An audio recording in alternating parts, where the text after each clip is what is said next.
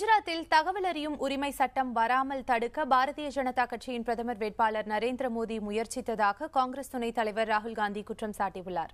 உத்தரப்பிரதேஷ் மாநிலம் அலகாபாத்தில் இன்று பிரச்சாரம் மேற்கொண்ட அவர், கடந்த ஒரு மாதத்திற்கு முன்பு வரை குஜராத்தில் தகவல் அறியும் உரிமை சட்டத்திற்கென்று தனி ஆணையர் நியமிக்கப்படவில்லை என்றும் தெரிவித்துள்ளார். குஜராத் மாநிலத்தில் லோகாயுக்தா சட்டம் அமலுக்கு வந்தால் நரேந்திர மோடி சிறை செல்வது உறுதி என்றும் ராகுல் காந்தி கூறியுள்ளார். பாரதிய ஜனதா கட்சி மக்களிடையே வெறுப்புணர்வை விதைப்பதாகவும், முசாஃபர் நகர் கலவரத்தில் இருதரப்பு மக்களிடையே திட்டமிட்டு அக்கட்சி மோதலை உருவாக்கியதாகவும் ராகுல் காந்தி குற்றம் சாட்டியுள்ளார். காங்கிரஸ் கட்சி ஆளும் மாநிலங்களில்தான் வேலைவாய்ப்பு அதிகம் உருவாக்கப்பட்டு வருவதாகவும் ராகுல் காந்தி தெரிவித்துள்ளார்.